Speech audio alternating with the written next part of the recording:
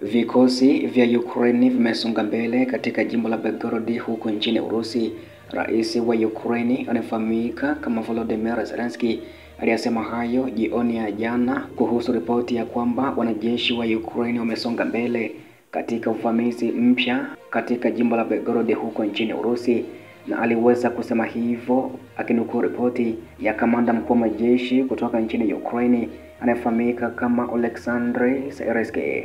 Ukraine ilianzisha mashambulizi madogo katika mkoa wa Belgorod huko nchini Urusi mwishoni kabisa mwa mwezi Machi na kuashiria operation ya pili ya kuvuka mpaka ya Kyiv katika eneo la Urusi baada ya uvamizi wa Kursk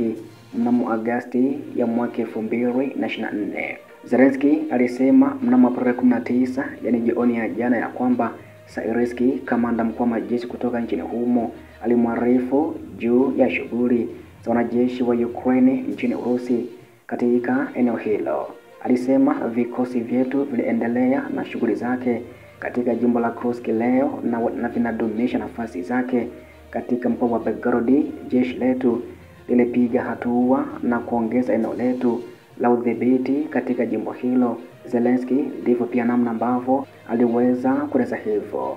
Ripoti hiyo inajiri takriban wiki mbili baada ya rais kuthibitisha kuwepo kwa vikosi vya Ukraine huko mkoani Belgorod nchini Urusi, ambako ilielezwa kama ni uvamizi mpya ya kuwa vikosi vya Ukraine ni ya kwamba vinajaribu kushikilia au kusonga mbele na kudhibiti baadhi ya maeneo katika jimbo hilo, ambapo Zelensky Aprili 7, yani mwaka huu, alisema ya kuwa shughuli za kuvuka mpaka zilikuwa za haki kabisa na njia ya kurudisha vita vya Urusi kuliko toka. Kyiv imefanya uvamizi wa mara kwa mara wa kuvuka mpaka tangu mwaka 2023 na aina mbalimbali za askari wa kujitolea wa Urusi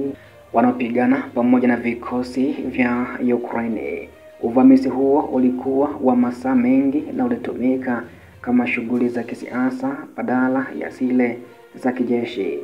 Ukraine ilizindua uvamizi mkubwa wa kuvuka mpaka katika jimbo la Kursk mwaka jana 2024, ikimiliki maeneo ya mpaka wa Urusi ili kujaribu kugeuza tahadhari ya Warusi kutoka maeneo ya mstari wa mbele mashariki mwa Ukraine. Wakati Kyiv iliweza kuchukua sehemu za Oblast ya Kursk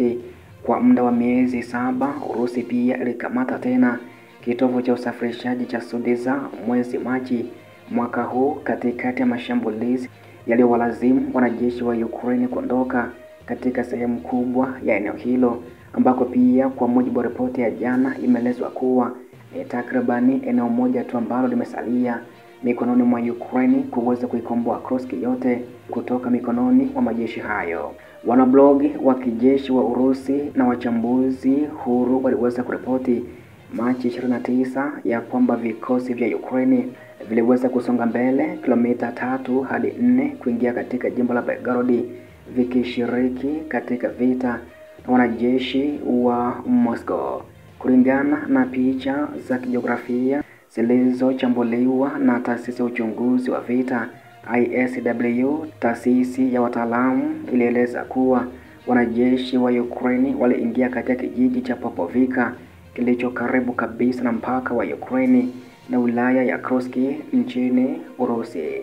Hiki pia ndicho ambacho ameweza kukieleza au kuripoti rais wa Ukraine Volodymyr Zelensky ya kuwa vikosi vyake vinasonga mbele katika jimbo la Belgorod nchini humo, ambako bado pia haijawekwa wazi kabisa ya kwamba huu pia utakuwa ni uvamizi mpya wa kuchukua jimbo hilo kwa Ukraine na nini hasa lengo lake. Hivyo basi taarifa ambayo imeweza kuelezwa ni ya kuwa tayari vikosi vya Kyiv vinasonga mbele katika jimbo hilo.